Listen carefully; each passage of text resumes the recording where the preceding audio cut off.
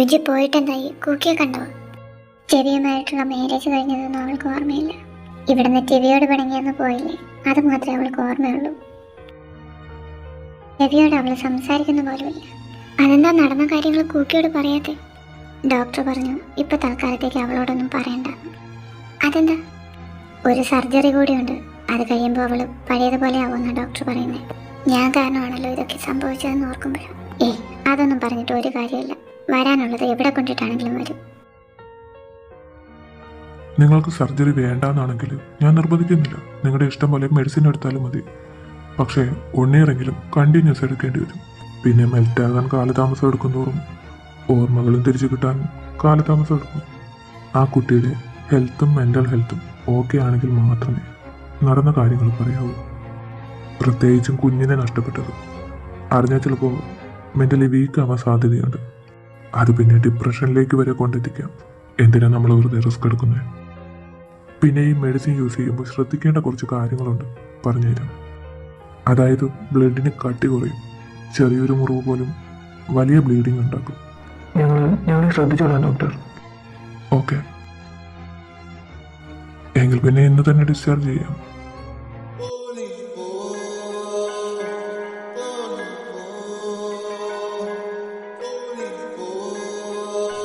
Mummy, കുക്കിയെ discharge ചെയ്തു.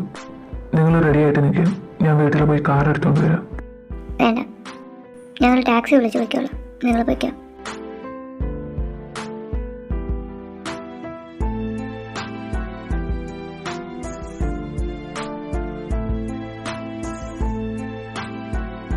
അല്ല, taxi വിളിച്ച് പോകാനുള്ള കാശ് നിന്റെ കയ്യിലുണ്ടോ? ഇല്ലല്ലോ. അതുപോലെ ഞങ്ങളുടെ കയ്യിലും ഇല്ല. ഉണ്ടായിരുന്ന കാശെല്ലാം ഹോസ്പിറ്റലിൽ ചിലവായി. ഇനി നിനക്ക് ആഹാരം വാങ്ങി തരണമെങ്കിലും നിന്റെ പപ്പ ജോലിക്ക് പോകണം. പിന്നെ നിന്റെ വല്യപ്പച്ചൻ നിന്റെ പപ്പയുടെ പേരിൽ ഒരു വീട് എഴുതി വെച്ചേക്കുന്നത് കൊണ്ട് വാടക കൊടുക്കാതെ കിടക്കാം.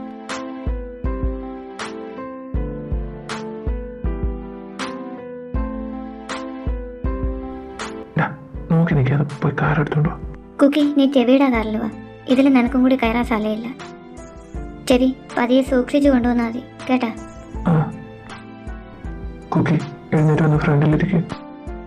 വേണ്ട, ഞാനിവിടെ ഇരുന്നോളാം.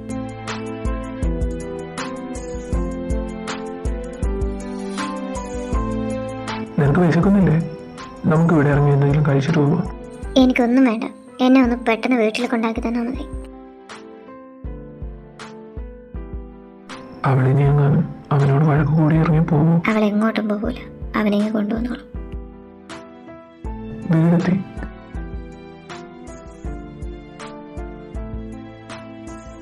ഇത് യോഞ്ചിയുടെ വീടല്ലേ?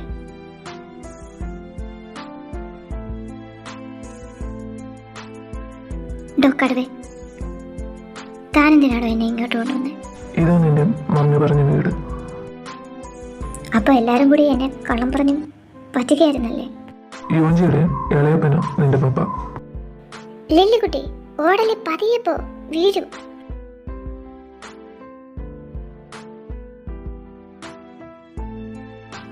ഓ, അപ്പൊ കെട്ടൊക്കെ കഴിഞ്ഞു. ആഹാ, ലിസമ്മെ പോലാണല്ലോ മോള്. എനിക്ക് നിന്നെ കാണാൻ വരണമെന്നുണ്ടായിരുന്നു. പക്ഷേ നീ എന്നോട് ദേഷ്യം കാണിക്കുമെന്ന് പേടിച്ചിട്ട് വരാതിരുന്നേ. ഞാനെന്തിനാ ലിസമ്മയോട് ദേഷ്യപ്പെടുന്നേ? ലിസം കൂട്ടിയെ വിളിച്ച് അകത്ത് കൊണ്ടുപോ. വാ, നമുക്ക് അകത്ത് പോവാം.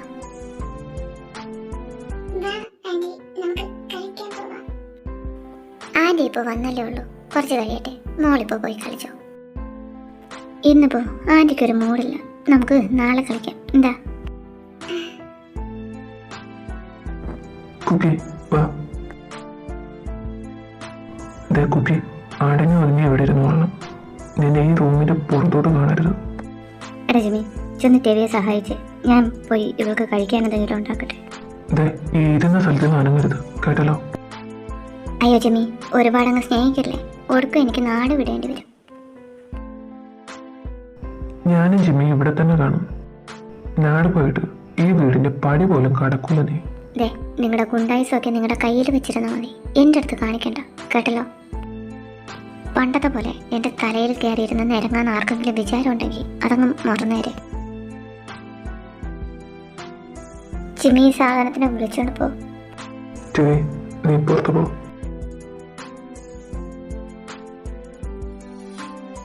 എന്താ ഇവിടെ? ലിസമേ, വേണേ ഇതിനെ വിളിച്ചോണ്ട് പോ, ഇല്ലെങ്കിൽ എൻ്റെ കയ്യിൽ നിന്ന് വാങ്ങിക്കും കേട്ടോ ഇങ്ങേര്. എന്താ രവി, എന്താ പ്രശ്നം? ഒന്നുമില്ല, നീ പറ്റിയോ?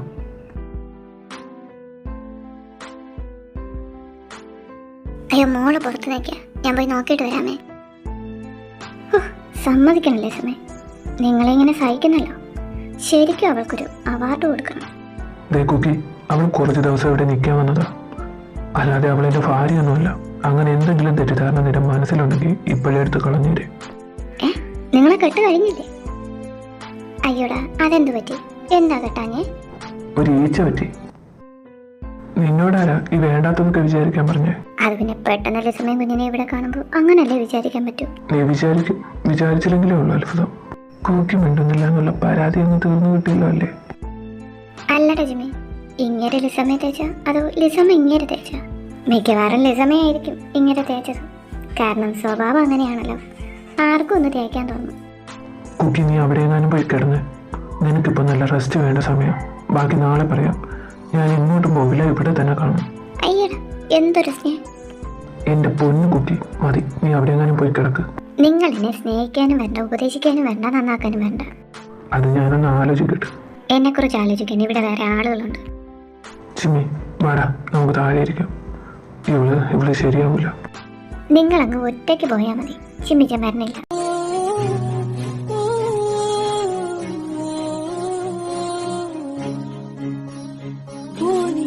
എൻ്റെ അടി തിരിച്ചു വിളിക്കാൻ തോന്നുന്നുണ്ടോ?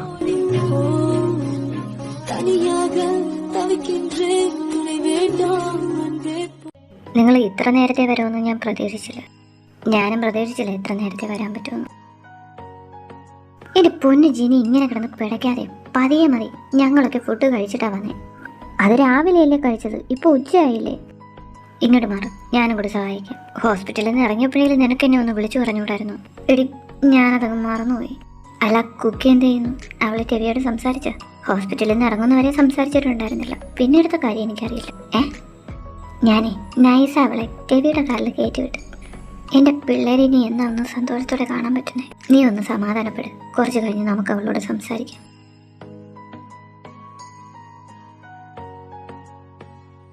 നീ എന്തിനാ അവനോട് ഇങ്ങനെ ദേഷ്യപ്പെടുന്നേ? അവൻ പാവമല്ലേടി? ആര്? അങ്ങേരോ? അവൻ പാവം തന്നെ. നീ അവനായിട്ട് ദേഷ്യം പഠിപ്പിക്കുന്നേ? എന്നാ നീയും വയ്ക്കോ അങ്ങേരുടെ കൂടെ. പോ. എടി, ഞാനൊന്നും. നീ ഒന്നും പറയണ്ട, ഒന്ന് പോയി തന്നാ മതി. എന്താ മോളെ? ഒന്നുമില്ല ആൻറ്റി. അയ്യടാ, എന്തൊരു പാവം. പൂടാ കോഴി കുഞ്ഞെ. നോക്കൂ കുക്കി, എന്നെ ആൻറ്റിന്ന് വിളിക്കണ്ട, മമ്മിന്ന് വിളിച്ചാൽ മതി. നോക്ക്, നീ എൻ്റെ ഹോബിയുടെ മോളാ, അപ്പോൾ നീ എൻ്റെയും മോളാ. അവൾക്ക് മമ്മിയുടെ മോൾ അവൻ്റെ മരുമോളായാൽ മതി, അല്ലേ കുക്കി? കൊച്ചെ, നീ കഴിക്കുന്നില്ലേ? ഞാൻ വല്ല വിധേനെ അതിനെ ഒന്നും മയപ്പെടുത്താൻ നോക്കിയതാ, അപ്പോഴവൻ്റെ. ഞാനൊന്ന് മയപ്പെടുത്താൻ ശ്രമിച്ചതിന് അവൾ എന്നെ ഗെറ്റൗട്ടടിച്ച്. എടാ, ഇനിയിപ്പോൾ എന്തോന്ന് ചെയ്യും? ഒന്നും ചെയ്യണ്ട, അവൾ ഇപ്പോൾ എങ്ങനെയാണോ അങ്ങനെ തന്നെ ഇരിക്കട്ടെ. നീ എന്താ രവി ഈ പറയുന്നേ? മനസ്സിലായില്ല, നീ തെളിച്ചു പറ. എന്നെങ്കിലും അവൾക്ക് ആ ഓർമ്മകൾ തിരിച്ച് കിട്ടുകയാണെങ്കിൽ മാത്രം അറിയട്ടെ, ഇല്ലാതെ ആരും പറയാൻ പോണ്ട. എന്തിനാ വെറുതെ അവളെ കൂടി വിഷമിപ്പിക്കുന്നത്? ഇപ്പം അവളുടെ മനസ്സിൽ എന്നോടുള്ള ദേഷ്യം മാത്രമേ ഉള്ളൂ, ഒരു സങ്കടങ്ങളും ഇല്ല. അപ്പോൾ നിങ്ങളുടെ കെട്ട് കഴിഞ്ഞത്? പറയണ്ട. എടാ, അതെങ്ങനെ ശരിയാവും? നീ എന്തൊക്കെ പൊട്ടത്തരങ്ങളായി പറയുന്നേ? മമ്മി, ഒരു വട്ടം കൂടി ഞങ്ങളുടെ കെട്ട് നടത്തിയാൽ പോരെ? അവൾ സമ്മതിച്ചില്ലെങ്കിൽ എന്ത് ചെയ്യും? അതൊക്കെ സമ്മതിക്കും, അത് നിങ്ങൾ എനിക്ക് വിട്ടതാ. ശരി, വെറുതെ റിസ്ക് എടുക്കണ്ട. അവളെ അറിയാലോ നിങ്ങൾക്ക്.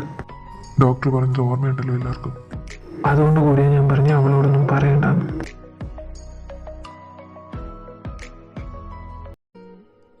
അങ്ങേര് കേട്ടില്ല എന്ന് പറഞ്ഞപ്പോൾ ചെറിയൊരു സന്തോഷം തോന്നണില്ലേ? എന്തിനാ ഞാൻ സന്തോഷിക്കുന്നേ? അങ്ങേര് കെട്ടിയാലെന്താ, കെട്ടിയില്ലെങ്കിലെന്താ? കുക്കി, കള്ളം പറയല്ലേ. നിനക്കിപ്പോഴും കടുവ ഇഷ്ടമല്ലേ? അല്ല, എനിക്ക് അങ്ങേരെ ഇഷ്ടമല്ല, ഒരു കാലത്തും ഇഷ്ടമല്ല. അങ്ങേര് കെട്ടണ്ട, പക്ഷേ ഞാൻ കെട്ടി അങ്ങേരുടെ മുന്നേ കൂടെ അവൻ്റെ കയ്യും പിടിച്ച് പോവും, നോയുക. എന്നാലേ ഞാൻ അനുഭവിച്ച വിഷമം അങ്ങേർക്ക് മനസ്സിലാവൂ. അങ്ങേരെ നിന്നെ എന്തൊക്കെയാ പറഞ്ഞത് ഞാൻ മറന്നൊന്നും പോയിട്ടില്ല. ഞാൻ പറയുന്നതൊന്നും കേൾക്കാൻ പോലും നിൽക്കാതെ എൻ്റെ മുന്നേ കൂടി ലിസമയം കൊണ്ട് പോയില്ലേ? അന്ന് ഞാൻ അനുഭവിച്ച വിഷമം അത് നിങ്ങളെ അറിയിച്ചിട്ടേ കുക്കി പോകും.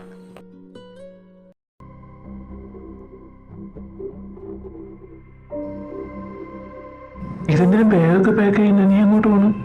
ഇത് നിന്നോടാ ചോദിച്ചേ ഈ ബാഗൊക്കെ പാക്ക് ചെയ്ത് എങ്ങോട്ടാണ്?